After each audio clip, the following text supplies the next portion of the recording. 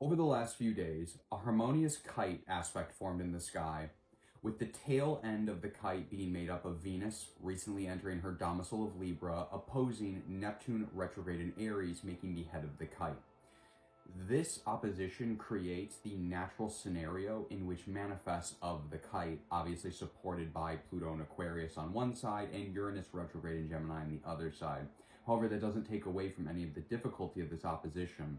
And what this opposition asks of us is, where do you still have structures in your life that you have lied to yourself, that you've deceived yourself, that you have let the Neptunian fog obscure your true and accurate vision of? And how has that belief system, that programming, that structure in the Aries section of your chart prevented you from acquiescing and acquiring the Venetian desires that Venus represents now in her home sign of Libra? This is the cosmological narrative for October 15th. As we come off this powerful kite aspect, kites are known karmically to be liftoff points. Whether or not that's the reason that they associated the figure with the kite or not, the metaphor still stands. Kites show up in our lives astrologically when we're given an opportunity to ascend off from a ground floor level to a higher level. In more spiritual and energetic talk, this might be kind of known as an opportunity to move from a lower timeline to a higher timeline, or moving from your current timeline to your highest timeline, your golden timeline. Kites allow us to move from ground level to the sky. Now we're coming off of that kite aspect, and it's still in the sky, but obviously it's apexed, it's formed, and it's now kind of just rolling through the energetic effect of having been formed in the sky. Now on the 15th, we are going to get the beginning of an aspect that's going to be with us for the rest of the week, and I can't help but see a storyline that's coming off of this kite formation between Neptune retrograde in Aries and Venus in Libra. So we're going to have this T-square that's forming, and it's a T-square between the Sun in its fall in Libra, opposing Chiron retrograde in Aries, and with the T-bar expression point being Jupiter in Cancer in exaltation. So at its core, a T-square is a fundamental difference between two celestial bodies, and the expression point, which is the long bar of the T, the expression point is where this energy would most be beneficially expelled for us to integrate, learn the lessons, and move through the difficulty that the opposition positions us with. However, with a T-square, the expression point isn't untouched, it isn't unmitigated. The expression point is made up of two squares, essentially a square between the Sun in Libra in its fall, squaring Jupiter in Cancer, and a square between Jupiter in Cancer and Chiron Aries in retrograde. Now, what a T-square is going to create, a T-square is going to create a pressure cooker sensation in our energetic bodies. And with the Sun in its fall in Libra, this suggests that our ego is going through a period of being rebalanced. We can kind of view the Sun in its fall in Libra, and the reason that it's in its fall is because the Sun represents our ego. It's our egoic identity. It's who we are at this current point of our timeline. So as I'm speaking to you right now, you are your current Sun. If you see this when the Sun is in Scorpio, your Sun is currently in a Scorpionic timeline. If you see this while the Sun is in Libra, you're in a Libran timeline. And that's where your body is moving through at this point in time. So Libra is all about karmic balance. Well, how does the ego balance karmic balance? It doesn't do a very good job. That's why the Sun is in its fall. We struggle to find where we're short-sighting ourselves, or where we're maybe being not fair to ourselves enough, because oftentimes what gets in the way? Ego. Ego gets in the way. So that's why the Sun is in its fall in Libra. Chiron retrograde in Aries is the summation of all of our childhood wounds that stand to serve as a powerful weapon of resilience once we learn to conquer those wounds. Chironic wounds also tend to be festering wounds that continue with us from childhood into adulthood. These are those sensitive, sore areas of your life where you often find yourself reacting and responding to other people.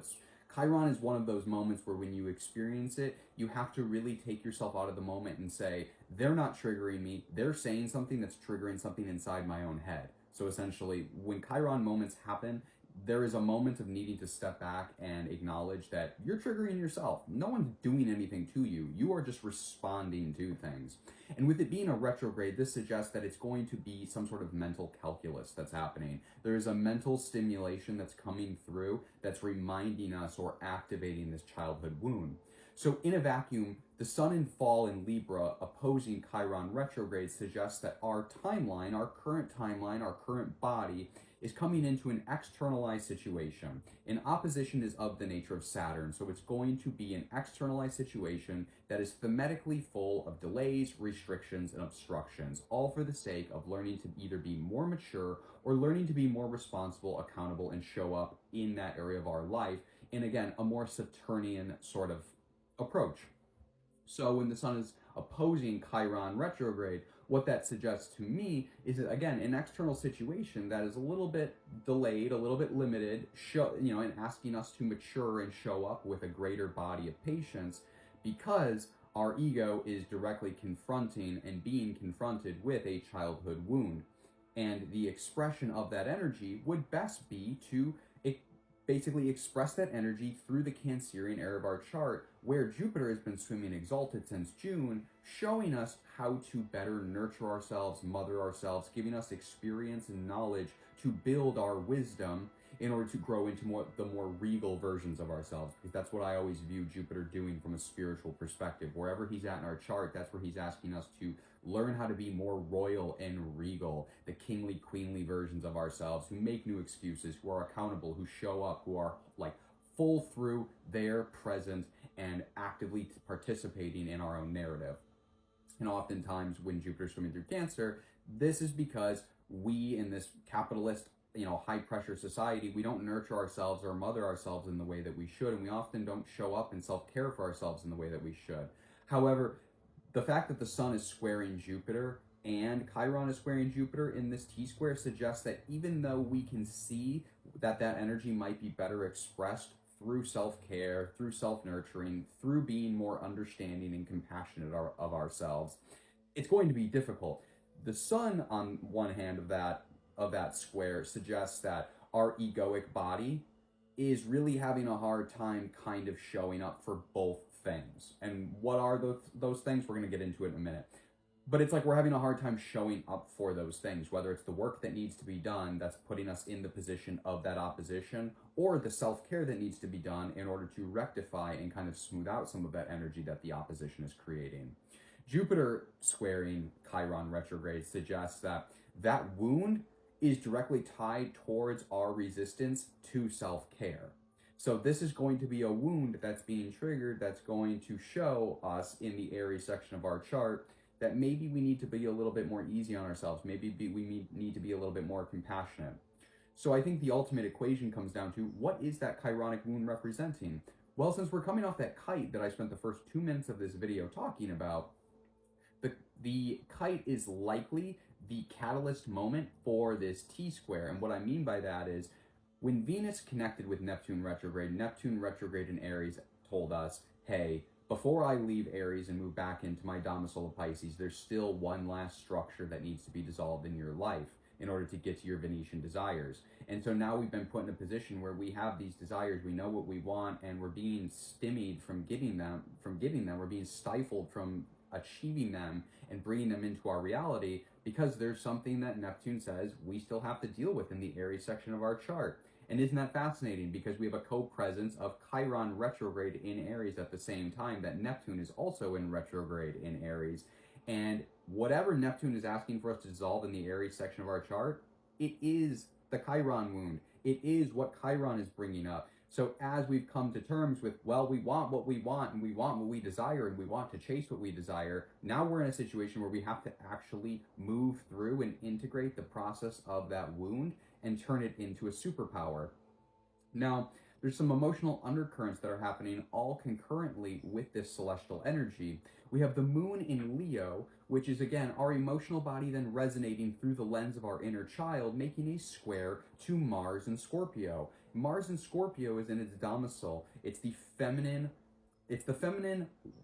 water sign that Mars is co-ruler with Pluto in modern astrology. And so Mars does really good in Scorpio. There is this impetuous drive to make change in the scorpionic area of our charts. And with this square with the moon being a square, it's already of the nature of Mars. So even though the moon is in the superior position to Mars and Scorpio, this interaction between our emotional body and our drive and our willpower is for the direct benefit of Mars, which will play into this next supporting aspect even more. So think about it this way. While this T-square is happening and we're having to confront our childhood wounds, our emotional body is literally resonating through the lens of our inner child, which is Leo. That is the prescription of action wherever Leo's at in your chart. Doesn't matter if you're a first house Leo, a seventh house Leo, a 10th house Leo, or a fourth house Leo. Wherever Leo is at, the prescription of action is that is the method of achieving the highest timeline of success in that area of your life is to perceive it through the lens of your inner child. So with the moon in Leo, perceiving our emotions through the lens of our inner child, through the Leonic area of our chart, creating this internal tension with the drive that we know that we need to make changes and transformations in the scorpionic area of our chart. It then leads us to the third aspect that's taking place on this day, which is Mars in Scorpio in the superior position, making a trine to the North Node in Pisces. And again, Mars is in its domicile in Scorpio, doing quite well, very eager and driven to get things done and to make that transformative change. Mars is looking at Scorpio saying, what do you want me to change? I am ready to go. You don't need to get permission. I don't need to get permission. We're just going to make the change happen. And that trine is of the nature of Jupiter. So we're coming back to the Jupiter element of this story, where Mars is making this change in our life for the behest of Jupiter, and it's making a direct connection with the ways that our consciousness grows in this life. So quite likely, the integration of this childhood wound going back to the Chiron retrograde in Aries that's making up the backbone of that T-square, whatever that chironic wound is that Neptune brought to our attention over the perspective of that kite formation, we are now making the direct changes in our life in the scorpionic area of our chart, which will help us grow and evolve. So even though this week might be an incredibly testing week for most of us, I can't see a situation in which this T-square doesn't manifest as some really frustrating and obstacle-driven moments. It's all for the benefit of our consciousness evolution, and most importantly, it's all for the benefit of whatever Mars has been really shifting and shaping in the scorpionic area of our chart. We are going through a mass period of deconstructing collective, social, and personal conditionings, programmings, and beliefs. And Neptune, let me tell you, is right there asking us to basically get our story straight, get our narrative together before he re-enters Pisces and then shows us, hey, this is your place in the collective. Don't forget your place. And now that you know your place, you can get back on the journey, get back on the spiritual path, and become a leader and an innovator when Neptune re-enters Aries in 2026. If you enjoy these spiritual and astrological narratives, two quick promotions for you. The first being, I have my weekly astrological, spiritual, and divination-based workshop, Consciousness, Conjunctions, and Conversations, every Wednesday at 6:30 p.m. Pacific. It's completely free. You can sign up at the link in my bio. We go through the last week's transits, the subsequent week's transits, and I teach you how to delineate where all these transits are taking place in your spiritual journey and how to make the most of them, how to make the best of them, how to integrate them, and how to move and flow through with as much harmony as we can manifest in this life. The second promotion is that I am now offering readings and different astrological services depending on what you're looking for. I have menus posted on TikTok, Instagram, in the link tree in my bio, and you can message me on either of those apps or email me through the link tree in my bio. I offer hardship and financial situational pricing. So if you can't afford the rates that are given on my sheet, do not worry about it. Shoot me a message. Let me know your situation. We will collaborate. We'll work something out, and we'll make it work regardless. So until the next video, until I see you in my DMs for a reading, until I see you in class tomorrow evening at 6:30 p.m. Pacific, sign up at the link in my bio. I'll see you in the next video. Y'all have a wonderful and productive Tuesday.